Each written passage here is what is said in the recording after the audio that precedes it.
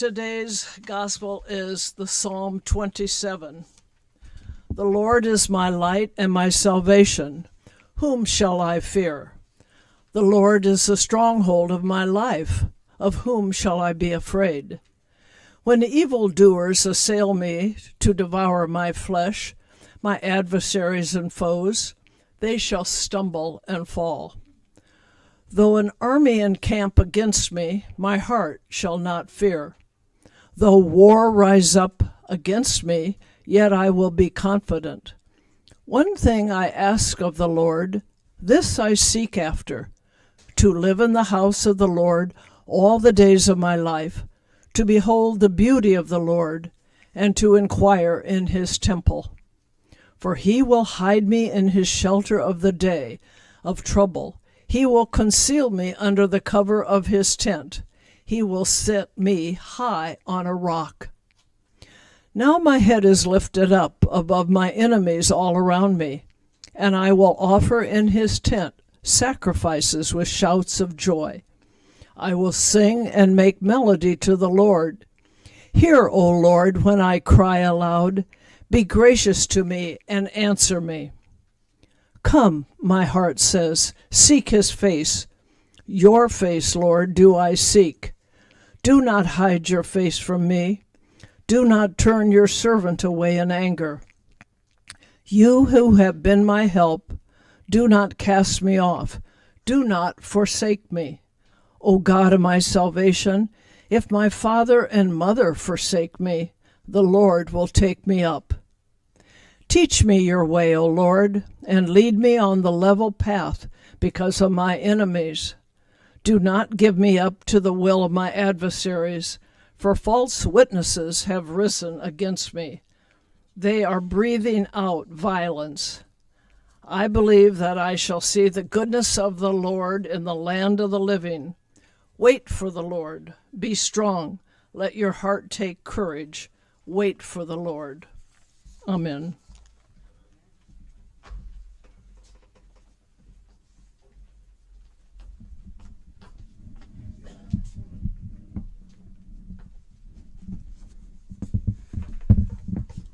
What an exhilarating opportunity I have today to address you on Veterans Day.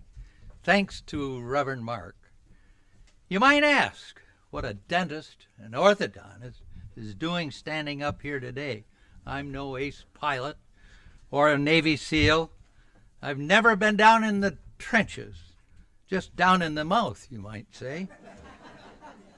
And instead of scaling cliffs and mountains, I scaled teeth.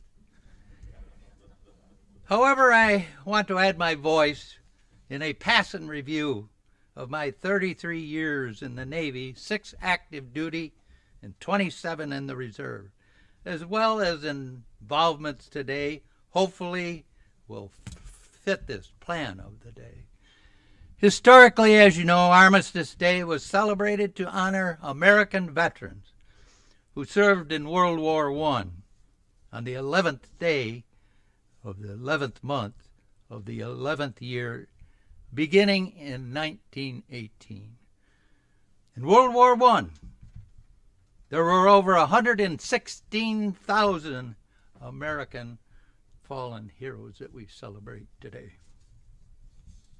In 1954, President Dwight D. Eisenhower issued the first Veterans Day proclamation, which would replace Armistice Day, proclaiming that in order to ensure proper and widespread observance of this anniversary to all veterans of all wars, as well as all veterans organizations, with the entire citizenry joining hands for the common purpose that all American veterans will experience the honor, the gratitude, community of support they all so richly deserve.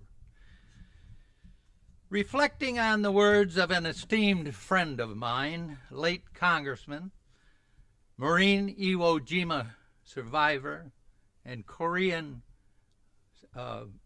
veteran, President of the World Bank, Barbara B. Conable, who resided in my original hometown of Alexander, New York, village of 300 between Buffalo and Rochester, New York. Excerpts of his remarks given at the 45th Marine Corps Anniversary Iwo Jima event in Washington, D.C. on February 19, 1991, are applicable yet today. Quoting Barber, and I quote, "Many of us are going to live longer still than the total time of our friends of 45 years ago had on Earth before the black sands engulfed them. You can all think of somebody fine who would be with us today if 45 years ago he had stayed in his foxhole a minute longer, or moved his head 8 inches to the right at a critical moment, or if a sniper hand had wavered. That friend would have a chance to be a good father, or have his own business, or serve on the school board. Our good fortune, the 45 years that we've had that he didn't, carries with it an obligation to do a little of his work, as well as our own, to make the world a little better than it otherwise would be. We all know our capabilities, and I don't suggest anything specific, but isn't that the challenge today?" Unquote.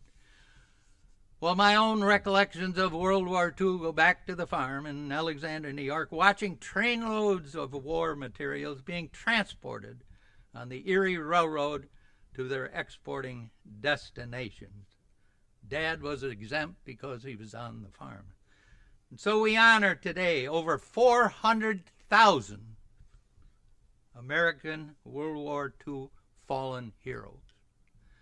In the Korean War, 1950 to 1953, the Forgotten War, or Unknown War, because of the lack of public attention it received both during and after the war, and in relation to the global scale of World War II which preceded it, and the subsequent angst of the Vietnam War that succeeded it. 36,914 Americans paid the ultimate price for our freedom. And we have a veteran of the World War II, Fred Nordstrom, who's going to sing us something later. Any others in World War II? Or not World, Korea. I'm sorry. Korea. All right. Fast forwarding to 1961, after graduating from dental school at the University of Buffalo, I entered the Navy Dental Corps.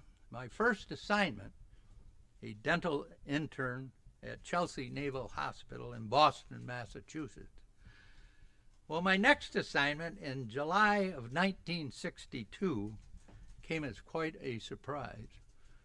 You see, my captain that headed up the dental clinic called all the people together to listen to my orders that stated on or about the 1st of July of 1962, you will be transferred to the U.S. Naval Station, Midway Island in the Pacific. Well, I know why he had everybody there, because they were wondering how I would react. So, my wife Joanne and our firstborn daughter Gretchen had the good fortune of moving on to Midway Island in 1962 to 1964. Although I had to wait 6 months before they could come because we didn't have room out there for them at the time. This tiny speck in the ocean, a mile by a mile and a third coral reef, was a scene of the epic battle of Midway in June of 1942. Midway Island was a very strategic refueling stop for trans-Pacific flights and Navy ships. Japanese Admiral Yamamoto convinced his imperial headquarters that a single major engagement would prove decisive for the rest of the war. Fortunately, Commander-in-Chief of the Pacific Fleet Admiral Nimitz and his cryptanalysts broke the Japanese code of their impending invasion and readied for the Battle of Midway, June 4th to 7th, 1942. That was the turning point of World War II, ending the Japanese Navy's control of the Pacific. The Japanese Navy lost 4 carriers and hundreds of aircraft, and we lost just 1 carrier along with carrier and land-based planes. 1941 to 1945, Midway was occupied by military forces. In 1950, the Navy decommissioned the Naval Air Station there and recommissioned it for the Korean War and also supported the troops during Vietnam. There were 3,500 inhabitants there, mostly Navy, but several from Hawaii. And there was nearly 5 million members of 17 species of birds, including 2 million of the Laysan albatross, the Goonie birds.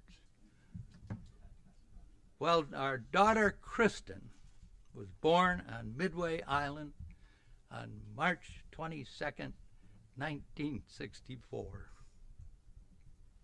And she's here today. Stand up. Yeah. I love you. Well, we had no bicycles. I mean, we had bicycles. No cars were inhabitants. Everything and more to do. Best of the beaches, every day happy hours, of course. Midway, I'll never forget the several World War II participants who returned there in the June of 1962. What a memorable happening when patriotic tears would flow. But it was also our desire to return to an island living, so we picked Sanibel. And from Midway, we went back to the United States, the Naval Air Station, Point Mugu, Oxnard, California, from July 1964 to July 1966. NAS Point Mugu was the Naval's major missile development and test facility during that time. And in 1963, Point Mugu initiated the Navy's Marine Mammal Program. Also, we had our 3rd child, another daughter, born on February 19th, 1966. The airfield was used for President Ronald Reagan's visits to his Santa Barbara ranch from D.C. during his presidential days. As well, when the president died on June 5th, 2004, his body was flown from Point Mugu to Washington, D.C. to Lyon State at the Capitol Rotunda. Then his body was returned to Point Mugu and then to the final resting place in the Presidential Library in Simi, California. In July 1966, we got orders to the USS Dixie, a destroyer tender in San Diego. And on this ship, I got the closest to the action in Vietnam as I ever would, in Subic Bay in the Philippines, as we traveled over there in the spring of 1967. I have to tell you, I left Joanne and my 3 daughters back to Coronado, California. Try that. There we met a hospital ship caring for those who had been wounded, and we interfaced with the Navy pilots and the crews who were either coming from Vietnam or going back to the war front at QB Point in Subic Bay. The USS Dixie was launched on 27 May 1939, the day of my wife Joanne's birth. That's pretty neat. It was commissioned in 25 April 1940 and decommissioned in June of 1982. It had metal shops and electrical shops and medical and dental and chaplain facilities and supplies of all kinds. To 10 destroyers, as she spent most of her years in the Pacific. She had a crew of 800. In August of 1967, I would leave active duty to attend graduate school in orthodontics at the Loma Linda School of Dentistry, Loma Linda, California, after which our family returned to our hometown area in Batavia, New York in September of 1969, where I practiced orthodontics for the next 40 years. But I reaffiliated with the Navy Reserve Dental Corps in January of 1970, which I would continue until my retirement day on September 30th, 1995. And it was a good move back to civilian life because we got our newborn son on April 6, 1970. Well, my reserve duties included serving 1 weekend a month at the Navy and Marine Corps Training Center in Buffalo, New York, as well as 2 weeks annual active duty for training at major naval and Marine Corps facilities, which included dental clinics at Key West, Little Creek, Virginia, the Naval Academy, Guantanamo Bay, Cuba, as well as Marine Corps Base 29 Palms, California, and the Philadelphia Navy Shipyard. Also serving on selection boards, attending the Navy and Army War Colleges, and also the Secretary of the Navy's Reserve Policy Board. As Joanne and Kristen can attest, my assignments and days would greatly escalate throughout my naval career, Navy Reserve career. Now let's turn to Vietnam, and I will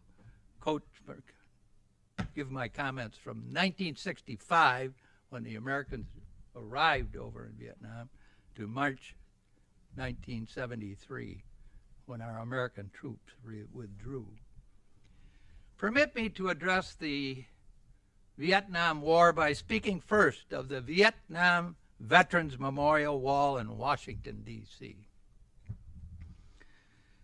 A national competition by a panel of judges was organized to choose a designer whose etching technique engraved 58,276 names on the Vietnam Wall of the fallen heroes.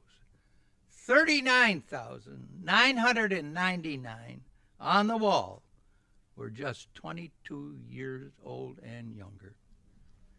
Noteworthy is that over the 1,400 submissions, Luke Century, who now resides in Sanibel, is a good friend of mine and a good friend of yours, I'm sure. And he was chosen. The memorial wall was dedicated on November 13, 1982. And as you all know, Luke's brilliant engraving glass artworks can be seen throughout Southwest Florida and are used as tokens of appreciation from many of you, too, for our Lee Coast chapter of the Military Officers Association. Moving walls, first completed in 1984, have been viewed in hundreds of communities throughout the United States and honor those of our comrades who did not have the opportunity to view the wall, as well as the public in general. Moving forward to Iraq and Afghanistan, and I must ask before that, how many here served in Vietnam or Vietnam years? Thank you.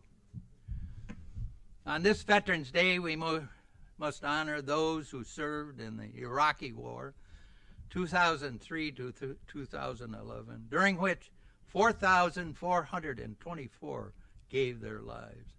In the Afghan War, 2000 to 2021, during which 2,412 have given their lives. Anybody serve in Iraq here today? Or Afghanistan? All right, we'll move on.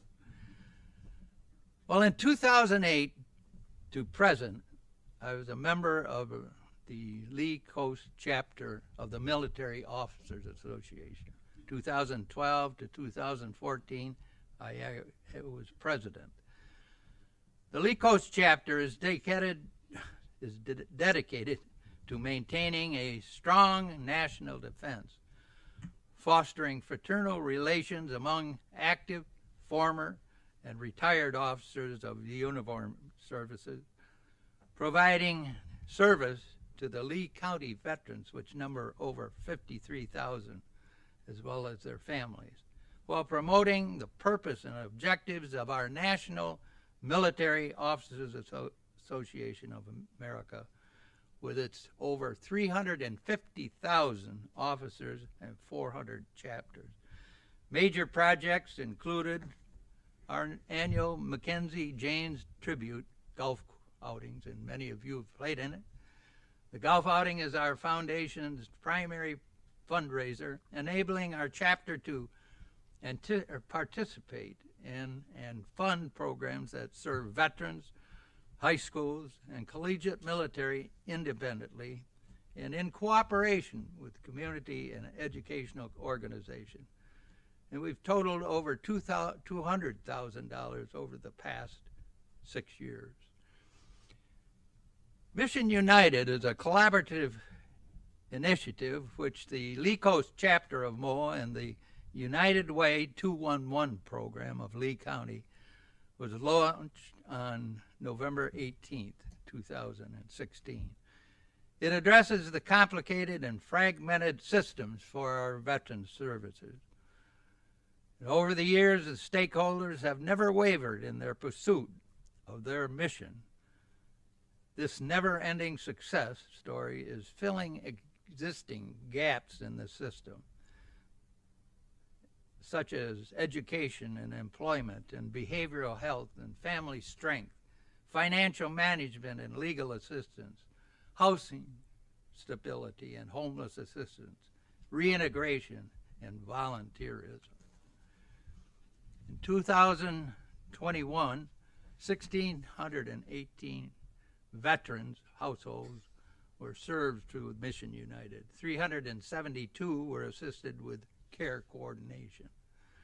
And in 2022, nearly 1,100 veterans households were served, with 410 families again receiving assistance in care. We also support the Lee County Schools JROTC program. The mission is to motivate young people to be better citizens.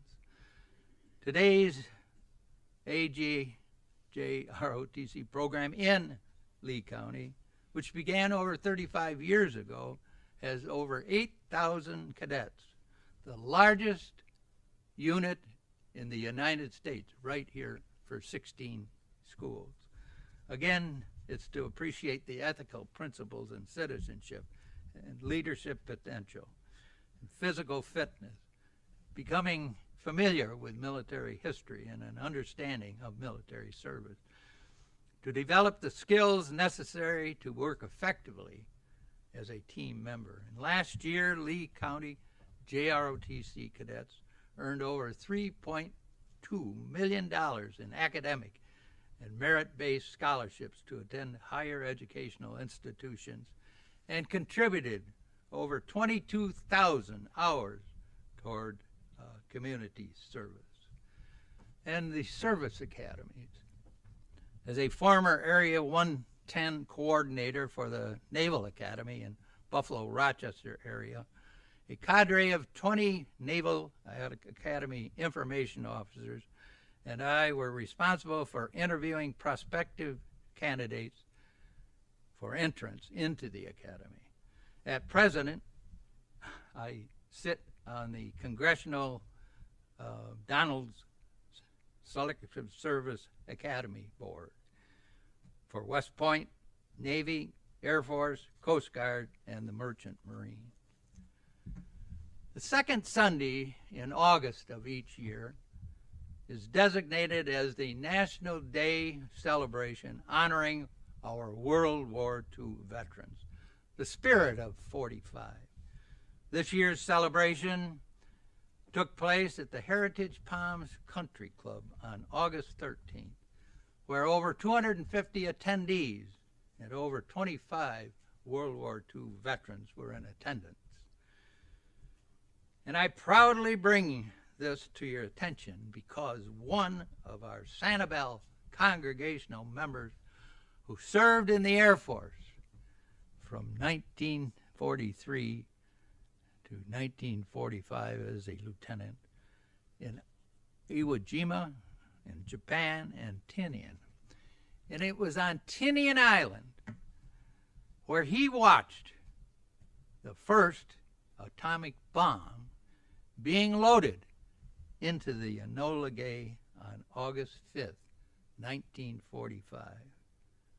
The bomb was dropped the next day.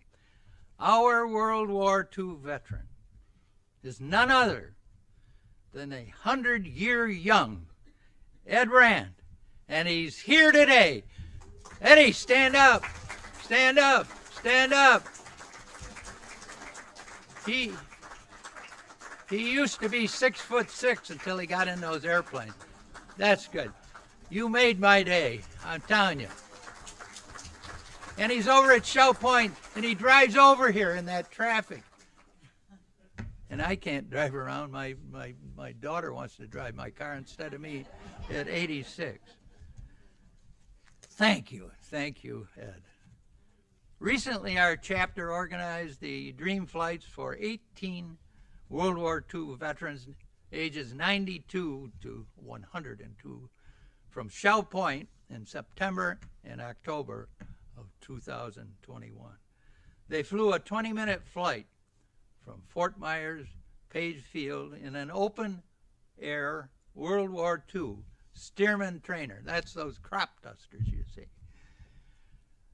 And always, when they landed after this 20 minutes, with their thumb saying, yes, they say, I feel like I'm 19 again.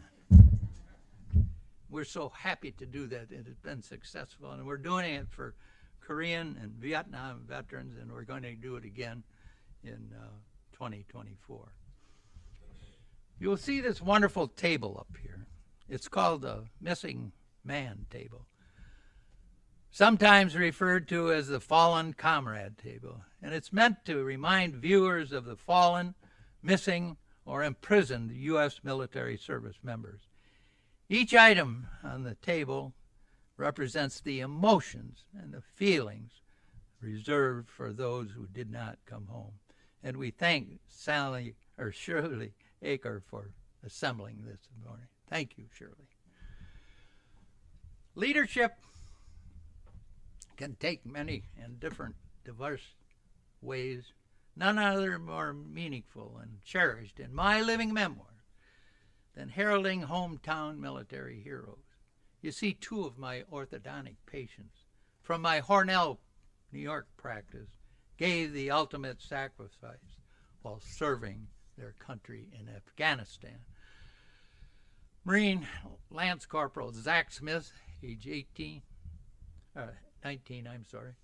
and Army Sergeant Devin Snyder, who was 20. Both were 2008 high school graduates, both who I heartily encouraged to join the military because they were so very interested.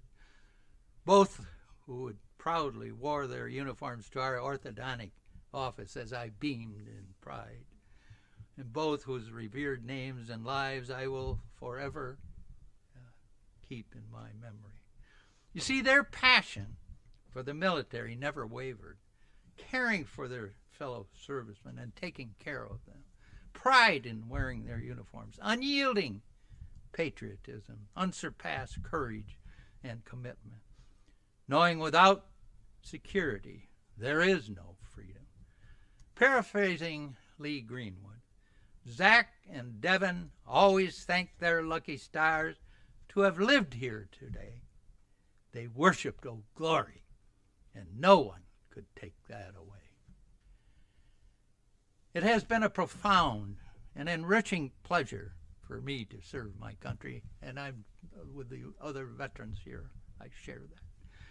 Never did I envision when I signed up for the 1925I Navy Dental Corps program in September of 1957 that I would be making what has been a best possible lifetime decision, serving my country. And I believe the foregoing summary of my active and reserve duties, along with my involvement today, provides a detailed compendium of my Navy career. My active and reserve days were an ever-escalating regimen, always seeking jobs of increasing responsibilities and command duties. My career path was steeped in leadership training, strategic planning, studies at the Army, Navy, and National War Colleges, and included participation in Operation Desert Storm. It was on January 5th, 1990, in a Ruston, Virginia hospital birthing room, that I was holding in admiration our first grandchild, Connor Greising, when a telephone call came into the room from the then Chief of the Navy Dental Corps.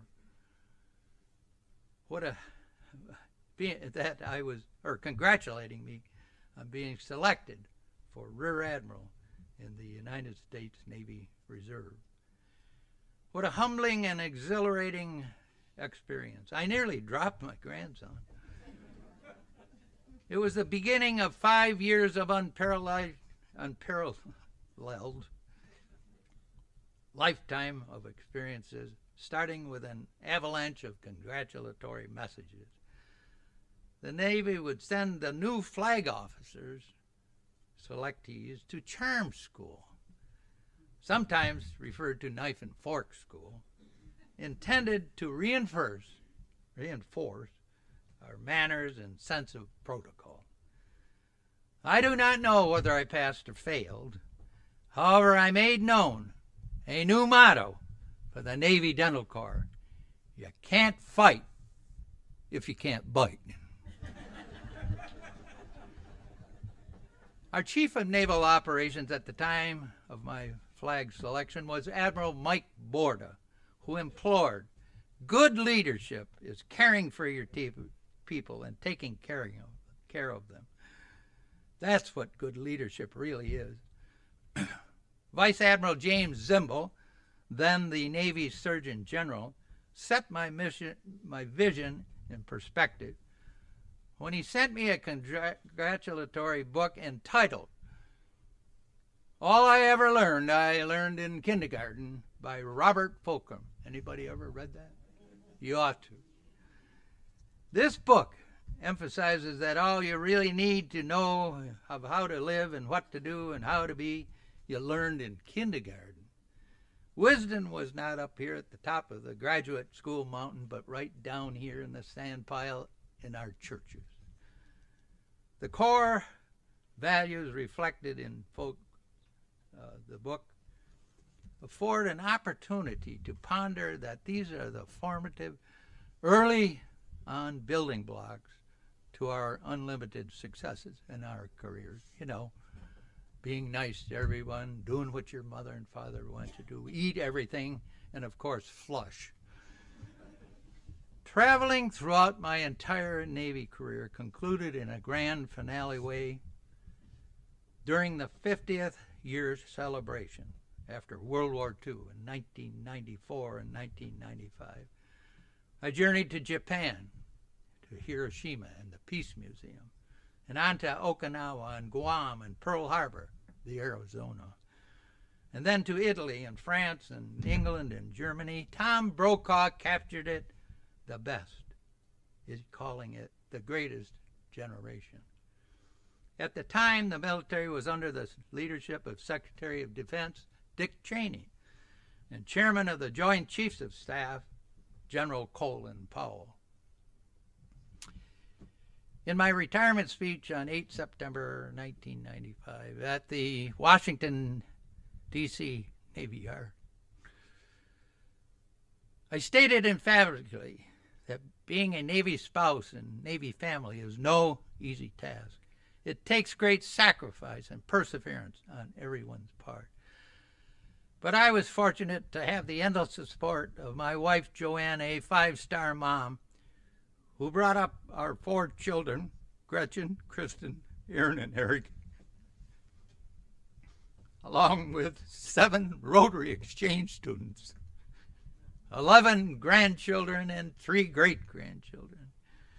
The times away in the military are many and often long in duration. And although I can never make up these times away from my family, my retirement afforded blessed reuniting.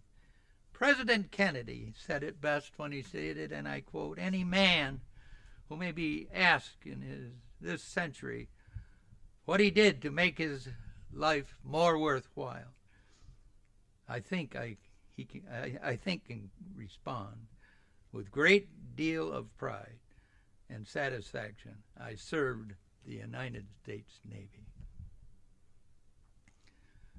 For us today, our challenge is to never let up our courage and determination to serve our greatest of all nations, whether it's community, in politics, and certainly the military. We cannot, caring not to let the self-satisfaction of our American ease and comfort bring self-indulgence. I'm proud to have worn the Navy uniform, and like you, I was always probe the meaning of events like this for the inspiration to keep on contributing in the future beyond my normal duties. And let me leave you with this poem, and it's called "The Dash," and many have known it. You see, every headstone has 2 dates, a tribute clearly seen, but the most important mark is the one that's in between. For that dash is all the time we spend upon this earth, and only we can ascertain what that little dash is worth. It matters not how much we own, the cars, the house, the cash. What matters most is how we live and how we spend our dash. So treat each other with respect. Moreover, wear a smile, remembering that this little dash lasts but a little while. God has blessed the Trifthousers with their dashes and with a good old USA. God bless you, and God bless America. Thank you.